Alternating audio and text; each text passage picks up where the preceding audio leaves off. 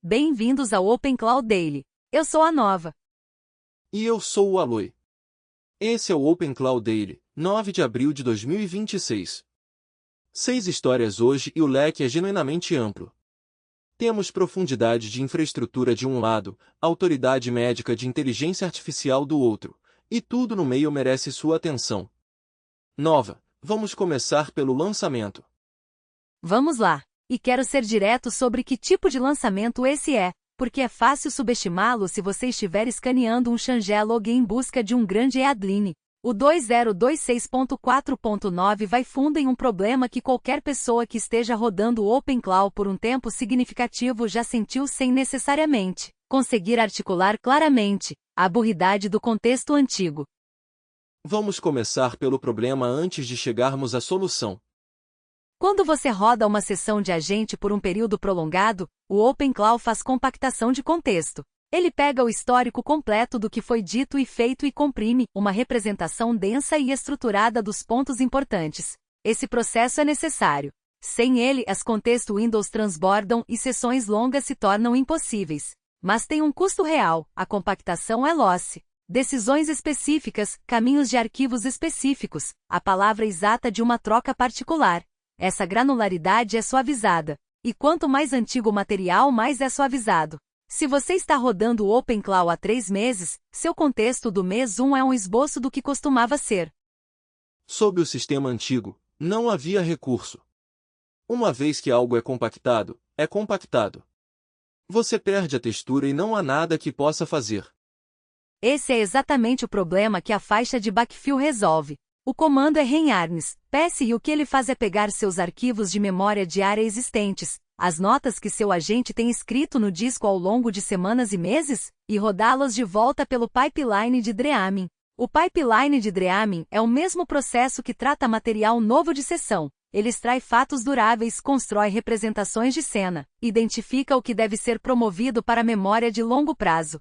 Rodar notas históricas por ele dá ao material antigo a mesma qualidade de processamento de conteúdo novo. A burridade do contexto de meses atrás começa a recuar. Então, se eu tenho rodado por 6 meses e quero garantir que meu agente realmente tenha profundidade de contexto voltando ao mês 1, eu rodo o backfill e ele reprocessa tudo. Exatamente. E crucialmente não é uma migração única que você faz uma vez e esquece. Você pode rodar backfills direcionados em faixas de datas específicas. Pode rodá-las novamente depois de atualizar o que o pipeline de Dreaming extrai. Pode adicionar notas históricas novas conforme as descobre. O pipeline se torna cumulativo em vez de uma tarefa de configuração única. E o trabalho no Ctrl+I nesta versão está diretamente ligado a isso. Me explica o que mudou lá.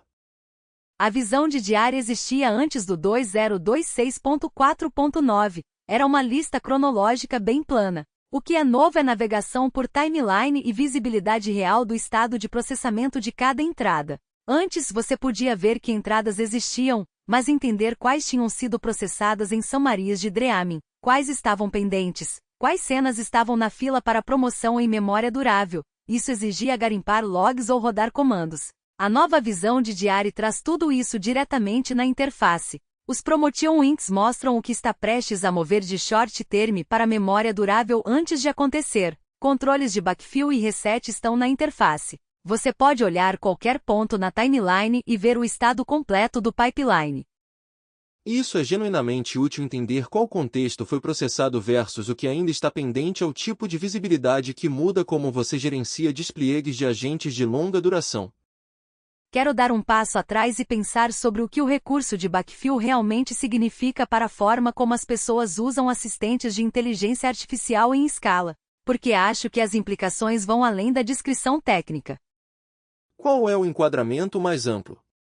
O valor de um assistente de inteligência artificial em um desplegue de longa duração deveria se compor ao longo do tempo. Quanto mais contexto ele tem, quanto mais sabe sobre suas preferências, sua infraestrutura, suas decisões passadas, as razões pelas quais as coisas são como são, mais útil ele se torna. Esse é o pitch. Mas sem backfill, tem havido um teto nessa acumulação de valor. Cada vez que o contexto compacta, parte desse entendimento acumulado se degrada. O agente sabe menos sobre o mês 1 do que deveria, menos sobre o mês 2 do que deveria. O efeito de composição tem sido real mas limitado. E o backfill levanta esse teto. Ele levanta. Isso significa que o valor de rodar um assistente de inteligência artificial a longo prazo agora é genuinamente cumulativo de uma forma que não era antes. Se você tem rodado o OpenClaw por meses e roda o backfill, você não está apenas recuperando o contexto que tinha, você está dando ao pipeline de Dreaming acesso a material histórico que talvez nunca tenha sido processado na profundidade que merece. Notas antigas recebem o tratamento completo de extração. Fatos duráveis são promovidos. Representações de cena são construídas a partir de material que antes apenas ficava como texto plano em arquivos de memória. Há também algo significativo no enquadramento operacional. Esse não é um recurso para um caso de bordo especializado. Qualquer pessoa que rode um desplegue de agente de longa duração que se importe com a qualidade do contexto histórico do agente é o usuário-alvo. Isso é a maioria dos desplegues sérios de OpenClaw. Pause. As outras mudanças nesta versão são menores mas merecem ser mencionadas. O QA recebe relatórios de avaliação de Character Vibes. Se você está avaliando um upgrade de modelo, ou comparando dois provedores, em vez de rodar candidatos um após outro e tentar comparar suas impressões mentalmente, você os roda em paralelo e olha diferenças comportamentais lado a lado em um relatório estruturado. Essa é uma experiência de avaliação muito melhor. Provider Ultra aliases limpam um papercut que afeta qualquer pessoa rodando múltiplas variantes do mesmo provedor. Antes, cada variante precisava de sua configuração de Ultra independente, suas próprias variáveis de ambiente, seus próprios perfis de Ultra, seu próprio onboarding de chave e API. Com aliases declarados no manifest do provedor, variantes podem compartilhar essa configuração. Uma configuração de Ultra para todas as variantes do mesmo provedor. O iOS ganha pinagem de Calver. As versões agora são rastreadas em apps iOS version.jon com um workflow documentado para release trains. O efeito prático é que builds do test flight permanecem na mesma versão curta até que mantenedores deliberadamente os promovam, prevenindo desvio acidental entre o que está no test flight e o que o gateway espera. E duas correções de segurança que merecem menção explícita. Primeira, interações de browser não podem mais ser usadas para bypassar a quarentena de SSRF. O mecanismo antes era que certas navegações redirecionadas por interação, um clique que dispara um redirect de mainframe, um script avaliado, um clique triggered por hook, podiam pousar em um novo destino sem o check de segurança de destino bloqueado rodando novamente no novo alvo. Essa brecha está fechada. O check agora roda novamente depois de qualquer um desses padrões de interação pousarem em um novo frame. Segunda, overrides de variáveis de ambiente de controle de runtime de arquivos .ev de workspace não confiáveis agora estão bloqueados. Havia um PS de escalação onde um .en de workspace podia sobrescrever configurações de browser control ou vars de controle de servidor de formas que o operador não tinha autorizado. Ambas são o tipo de correção de segurança que não gera EADLINE mas fecha a superfície de ataque real que um adversário motivado absolutamente exploraria. Esse é o lançamento. Vamos falar do Utah. Pause. O piloto de prescrição de inteligência artificial do Utah começou em janeiro. O escopo original era renevals de medicamentos de rotina. Um paciente está em uma medicação estável há anos, nada mudou clinicamente, e a inteligência artificial revisa o registro e confirma que o reneval é apropriado. Esse é um problema estreito e bem definido. O espaço de decisão é pequeno. Os modos de erro são limitados. O argumento para envolvimento de inteligência artificial ali é defensável. A notícia desta semana é que o escopo expandiu significativamente. A Legion Health se tornou a primeira empresa de saúde mental autorizada sob a sandbox regulatória do Utah a permitir que inteligência artificial emita prescrições psiquiátricas, não renevals de medicamentos existentes, mas prescrições iniciais para condições psiquiátricas. Isso é uma categoria de decisão completamente diferente. Por que é tão diferente? Acho que a resposta no nível da superfície é mais complexo, mas quero chegar a algo mais específico. Prescrição psiquiátrica requer integrar um grande número de fatores contextuais simultaneamente, muitos dos quais não são totalmente expressáveis em dados estruturados. Você precisa entender o quadro diagnóstico completo do paciente, não apenas o sintoma apresentado, mas o histórico, a trajetória, como a condição evoluiu, e que contexto cerca a apresentação. Você precisa considerar cada outro medicamento que o paciente está tomando e como eles interagem em nível farmacológico. Você precisa entender fatores de risco para classes específicas de drogas, potencial de dependência, perfis de abstinência, contraindicações com substâncias que o paciente pode estar usando mas não divulgando. E você precisa considerar a forma como os mesmos sintomas podem se apresentar de forma muito diferente entre idade, gênero, contexto cultural e histórico pessoal de tratamento do paciente. E os modos de falha nesse domínio carregam consequências clínicas sérias. Síndrome serotoninérgica de combinações incorretas de prescrições envolvendo SSRIs. Toxicidade de lítio de erros de dosagem em uma droga com uma janela terapêutica estreita. Dependência de benzodiazepínicos de prescrições emitidas sem triagem adequada de fatores de risco. Esses não são casos de borda teóricos, são a razão pela qual prescrição psiquiátrica requer anos de treinamento clínico especializado. Depois tem a questão da supervisão, que acho que é o problema estrutural mais importante. A autorização é sob supervisão médica, a inteligência artificial faz a decisão inicial e um médico revisa. Isso soa significativo. Mas supervisão em escala se torna supervisão nominal. Quando o médico está revisando 200 prescrições geradas por inteligência artificial em um plantão, a realidade cognitiva do que revisão significa diverge acentuadamente do que soa em um documento de política. Há evidências bem documentadas de que sign-off de alto volume cria viés de automação, revisores deferem para a recomendação inicial em vez de genuinamente avaliá-la do zero. E o enquadramento regulatório aqui está fazendo muito trabalho. Sandbox regulatória soa como um ambiente controlado com supervisão próxima. Mas a infraestrutura de supervisão para decisões médicas de inteligência artificial neste nível de autonomia simplesmente ainda não existe. Os mecanismos para auditar decisões de prescrição de inteligência artificial em escala, para atribuir responsabilidade quando os resultados são negativos, para detectar erros sistemáticos em uma grande população de pacientes. Esses estão sendo construídos em paralelo com o despliegue. A supervisão está acompanhando, não precedendo. A coisa que mais me preocupa é o padrão de normalização. O piloto de janeiro teve cobertura de imprensa significativa. Essa expansão teve notavelmente menos. A próxima expansão terá ainda menos.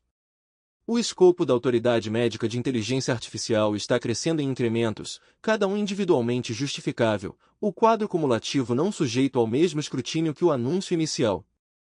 Fiquem de olho nesse. E tem um ponto estrutural vale a pena nomear antes de passarmos adiante, porque acho que se aplica bem além desse caso específico. Pode falar. A progressão que estamos vendo no Utah, renevals de rotina para prescrições psiquiátricas, é um padrão que tende a se repetir em despliegues de inteligência artificial. A primeira aplicação é estreita, limitada e defensável. Os modos de erro são limitados e o risco é gerenciável. Então o escopo expande incrementalmente. Cada expansão é individualmente justificável porque é apenas um pequeno passo além da anterior. Mas o efeito cumulativo é uma grande expansão da autoridade de inteligência artificial em um domínio de alto risco, e essa expansão tende a avançar mais rápido do que o desenvolvimento dos mecanismos de supervisão e responsabilização que a fariam genuinamente segura. O rachado só gira em uma direção. Eu não vi um caso onde a autoridade de inteligência artificial em contexto médico foi concedida e depois reduzida de forma significativa. Esse é o padrão para acompanhar. Expansão incremental, supervisão tardia, normalização. Quando cobrirmos histórias médicas de inteligência artificial no futuro, esse é o enquadramento que vou aplicar. Pause. A OpenAI estendeu a Responses API esta semana com uma ferramenta de shell hospedada. Python, Node.js, Go, Java, Ruby, PHP, o agente pode escrever código, rodar dentro de um container workspace gerenciado, ler a saída e iterar, tudo dentro de uma única sequência de chamadas de API. Antes de entrarmos na mecânica, vamos ancorar em por que uma ferramenta de shell importa para o que agentic realmente significa na prática. Porque acho que há uma lacuna significativa entre agente com ferramentas e agente com um shell. A lacuna é fechamento. Um agente que só pode chamar apps e retornar texto é fundamentalmente limitado pelo fato de que não consegue observar o resultado real do seu próprio raciocínio. Ele pode descrever o que o código deveria fazer. Ele pode gerar código, mas não pode rodar o código e ver o que realmente acontece. O shell fecha esse loop. O agente tenta algo, executa, lê a saída real, e usa essa observação para decidir o próximo passo. Isso não é incrementalmente melhor, é uma capacidade qualitativamente diferente. E os Container Workers são server-side e gerenciados pela OpenAI, o que importa para Displeag. Você não está subindo seu próprio compute, configurando ambientes, gerenciando dependências. O agente recebe um ambiente de execução gerenciado que persiste entre turnos em uma sessão. Contains Compaction Server-Side mantém tarefas de longa duração de bater nos limites de tokens. O agente pode trabalhar através de um problema computacional complexo em muitos passos sem a sobrecarga de infraestrutura recair sobre você. As Reusable Agent Skills são a outra adição. Essas são definições de capacidade empacotadas, essencialmente configurações de ferramentas estruturadas que você referencia por nome em vez de reconstruir do zero cada vez que instancia um agente. Se seu agente sempre precisa de capacidade de query de banco de dados, ou da habilidade de interagir com uma API específica, você define isso como uma skill uma vez e referência. A sobrecarga de configuração complexa de agentes cai significativamente em escala. E o sinal direcional neste lançamento é muito claro. A ferramenta de shell, as skills, os ambientes de execução gerenciados, tudo isso cai na Responses API, não na Assistants API. A OpenAI não é sutil sobre onde está colocando investimento agentic sério. Se você está construindo agentes autônomos na infraestrutura OpenAI e ainda não migrou para a Responses API, a justificativa para ficar na Assistants API agora efetivamente evaporou. O ponto mais amplo é que tipo de capacidade esse tipo de recurso habilita. Agentes que podem escrever e executar código, observar saídas reais, e iterar baseado em resultados reais podem atacar uma classe de problemas que modelos de linguagem puro simplesmente não conseguem. Análise de dados, testes automatizados, configuração de ambiente, computação complexa de múltiplas etapas. Essas se tornam tratáveis de formas que não eram antes. Estamos nos movendo de agentes de linguagem para agentes computacionais, e a ferramenta de shell da Responses API é o marcador mais claro dessa transição que vimos da OpenAI até hoje. Quero empujar sobre o que agente computacional realmente significa na prática. Porque acho que há um risco de abstrair além da parte interessante. Claro, vamos pegar um exemplo concreto. Digamos que você está construindo um agente que precisa analisar um dataset, olhar números de vendas ao longo de um trimestre, identificar padrões, marcar anomalias e produzir um resumo. Antes de uma ferramenta de shell, esse agente poderia descrever que análise deveria ser feita, ou poderia chamar uma API externa se você tivesse pré-construído uma. O que ele não podia fazer era escrever um script de análise de dados, executá-lo contra os dados reais, olhar a saída real, identificar que uma das anomalias precisava de um tratamento estatístico diferente, escrever um script de follow-up, rodar esse e construir o resumo dos resultados computados reais. Cada um desses passos exigia ou infraestrutura pré-construída ou intervenção humana. Com uma ferramenta de shell, isso é uma única execução de agente. E a peça de iteração é crucial. Não é apenas execução, é a habilidade de observar a saída real da execução e tomar decisões baseadas nessa observação. O agente pode pegar seus próprios erros de uma forma que não podia antes. Exatamente. Um agente que pode rodar código e ler o SDER é um agente que pode debugar. Um agente que pode executar uma suite de testes é um agente que pode verificar seu próprio trabalho. Essas são melhorias qualitativas em confiabilidade, não apenas capacidade. O shell não é apenas uma ferramenta nova, muda a epistemologia do que o agente sabe sobre o estado do mundo. Pause. O StadNews publicou um artigo esta semana que quero passar um tempo. Por que captura um padrão estrutural em Displeag de inteligência artificial que vamos ver repetido em muitas indústrias? Prepare o terreno. Secretários médicos de inteligência artificial, ferramentas que escutam encontros com pacientes e geram documentação clínica estruturada, foram adotados rapidamente em sistemas de saúde. O pitch de eficiência é convincente, médicos passam uma fração significativa de suas horas de trabalho em documentação, e secretários de inteligência artificial automatizam a maior parte disso. Mais tempo para pacientes, menos tempo com papelada. A narrativa é positiva e os dados iniciais de Outcomes a suportam.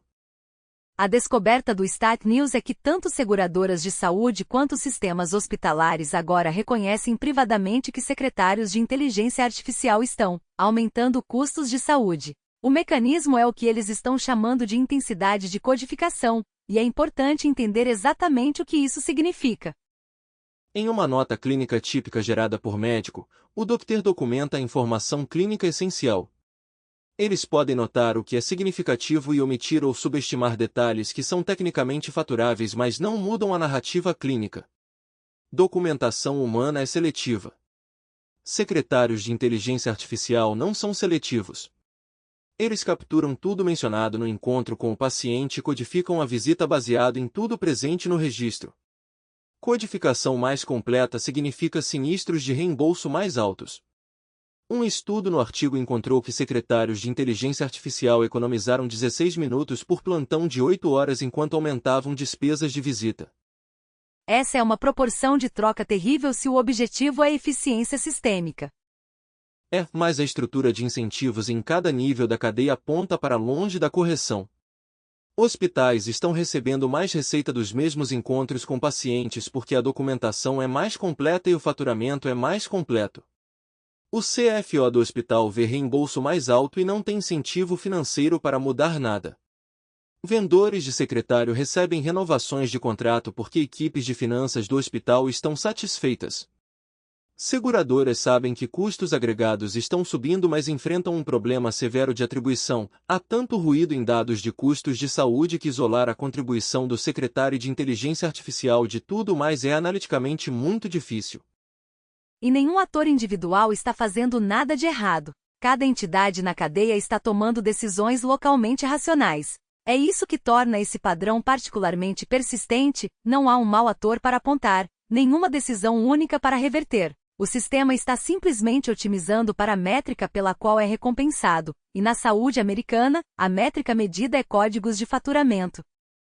A coisa que quero destacar é como isso parece da perspectiva das pessoas experimentando os efeitos do Trion. Pacientes não veem os códigos de faturamento. Médicos não estão no loop sobre o impacto de reembolso. Pessoas pagando prêmios experimentam aumentos de custo que são mediados por tantas camadas: adoção de secretário, intensidade de codificação, repricing de seguradora, ajustes de prêmio, que o link causal é essencialmente invisível de qualquer ponto de vista individual. Esse é risco sistêmico de inteligência artificial. Não uma falha dramática com uma causa clara, mas um custo distribuído e gradual que é difícil de atribuir e mais difícil de reverter uma vez normalizado.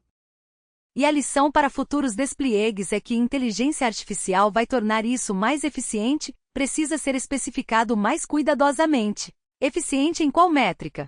Para quem? Em qual horizonte de tempo? Secretários de inteligência artificial são eficientes em capturar informação faturável. Isso não é o mesmo que eficiente em entregar saúde acessível. A questão de para que você está otimizando importa enormemente.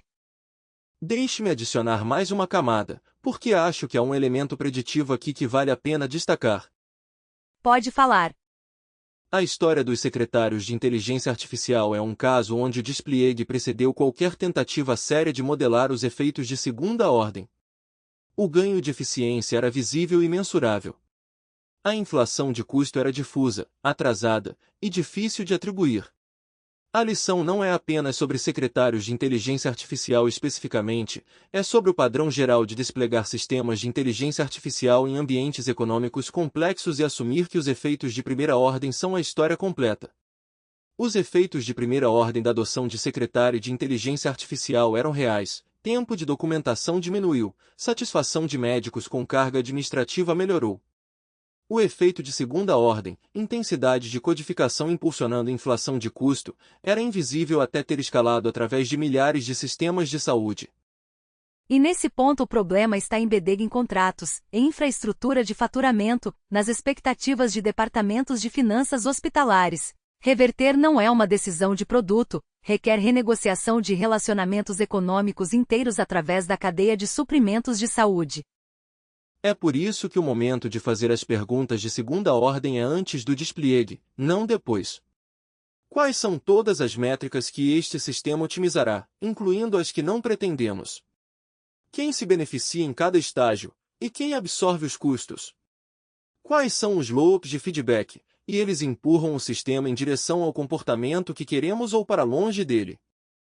Esse é o conjunto certo de perguntas. E vou adicionar mais uma. O que acontece quando o sistema falha? Secretários de inteligência artificial vão fazer atribuições erradas, perder detalhes importantes, ou gerar erros de documentação. Quando o médico está revisando 200 notas por plantão, alguns desses erros vão passar. Quem é responsável? O médico que signou? O fornecedor do secretário? O hospital que desplegou o sistema? O framework de responsabilização para documentação clínica assistida por inteligência artificial não existe em nenhuma forma definida. O despliegue está correndo à frente da infraestrutura de responsabilização. Esse é o padrão. Vamos fechar com as duas últimas histórias. Pause.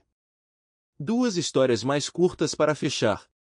O Yahoo lançou o Scout esta semana, um mecanismo de respostas de inteligência artificial construído sobre o Claude da Anthropic com Grouding do Microsoft Bing, rollout para 250 milhões de usuários americanos do Yahoo em desktop e mobile. Quero usar isso como uma lente na estratégia de distribuição da Anthropic em vez de uma história especificamente do Yahoo, porque acho que esse é o enquadramento mais interessante. Pode falar. O Claude agora está embedded com uma camada de inteligência artificial dentro da infraestrutura da Amazon, Google Workspace e superfície de busca do Yahoo. 3 vetores de distribuição muito diferentes alcançando populações de usuários muito diferentes. O padrão é consistente. A Anthropic não está tentando vencer a guerra de interface com o consumidor. Eles não estão construindo um competidor do ChatGPT no sentido direto ao consumidor. Eles estão posicionando o Claude como a camada de raciocínio que outros produtos e plataformas estabelecidos rodam em cima. Esse é um modelo fundamentalmente diferente para chegar à escala, e provavelmente o certo dado onde a Anthropic está competitivamente. O jogo de infraestrutura embedded é um tipo diferente de alavancagem do que vencer uma guerra de UI. Se o Scout funcionar e ajudar o Yahoo a reter usuários que de outra forma migrariam para a busca de inteligência artificial do Google ou ChatGPT, a Anthropic ganha escala significativa sem precisar adquirir esses usuários diretamente. A plataforma hospeda o relacionamento, a Anthropic fornece a inteligência. Se o Yahoo tem o equity de marca e o hábito diário para fazer funcionar é uma questão genuína. A busca do Yahoo tem estado em declínio estrutural por anos e as razões são sobre mais do que qualidade de produto. Mas a stack subjacente é sólida. Claude mais Grouding do Bing é um produto real para um caso de uso real, e os 250 milhões de usuários americanos representam uma superfície de distribuição significativa mesmo se as taxas de conversão forem incertas. Pause. Mais um ângulo na história do Yahoo antes de passarmos adiante. Tem uma versão disso onde você olha para os 250 milhões de usuários do Yahoo e diz isso é muita gente. Mas usuários do Yahoo não são as pessoas que vão adotar busca de inteligência artificial primeiro. E acho que esse enquadramento subestima o valor estratégico. Me conta mais. O mercado de early adopters para a busca de inteligência artificial já está contestado. A OpenAI tem o ChatGPT. O Google tem inteligência artificial Overview e busca Gemini. A Perplexity tem um produto dedicado de busca de inteligência artificial. As pessoas que estão ativamente buscando experiências de busca de inteligência artificial têm opções. O ângulo interessante do Yahoo Scout é a distribuição passiva, usuários que abrem Yahoo Finance, Yahoo Sports, Yahoo Mail, e encontram busca assistida por inteligência artificial como parte de um produto que já estão usando. Esse é uma dinâmica de adoção diferente de pessoas que escolhem mudar de mecanismo de busca. É busca de inteligência artificial como uma feature embedded de hábitos existentes em vez de um novo destino para onde você navega. E se até uma fração dessa base de 250 milhões de usuários começar a usar o Scout habitualmente, isso é mais uso total do que a maioria dos produtos dedicados de busca de inteligência artificial acumulou. A matemática de escala importa mesmo se a taxa de conversão é modesta. E para a Anthropic, cada query do Scout é outro dado sobre como o Claude performa em tarefas reais de busca no mundo real em escala. Informação útil independentemente do que acontecer com o Yahoo a longo prazo. Pause. Última história. O Google lançou inteligência artificial Edgelock no iOS esta semana, um app de dictação gratuito e primeiro offline rodando o modelo Gemma inteiramente on-device. Nenhuma conexão de internet necessária. Nenhuma assinatura. Nenhuma conta. Você fala, ele transcreve, e remove palavras de enchimento automaticamente, e oferece modos de transformação de texto, pontos-chave, formal, curto e longo. Versão Android está vindo. Duas coisas se destacam aqui. Primeira, esse é um despliegue de produção do Gemma em hardware de consumidor. Não um demo, não um preview de pesquisa, não um proof of concept solto em um programa de teste. Um aplicativo de utilidade real com funcionalidade real que pessoas realmente usarão para trabalho real. Esse é um sinal significativo sobre onde a capacidade on-device do Gemma realmente está agora. A segunda coisa que se destaca é que foi lançado no iOS primeiro. Isso é incomum para o Google. Android é a plataforma do Google. Você esperaria um flagship de produto de mililitro on-device pousar lá primeiro.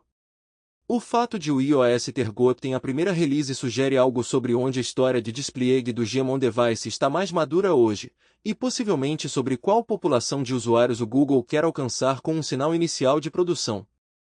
O ângulo de privacidade é real e vale a pena nomear explicitamente. Um app de dictação que roda inteiramente no dispositivo lida com seus dados de voz localmente. Nada sai do celular. Para pessoas que ditam conteúdo sensível, trabalhadores de saúde, advogados, executivos, jornalistas, qualquer pessoa lidando com informação privilegiada ou confidencial, a distinção entre processamento on-device e cloud não é teórica. É a diferença entre dados que nunca saem e dados que viajam sujeitos às políticas e postura de segurança de um provedor de cloud.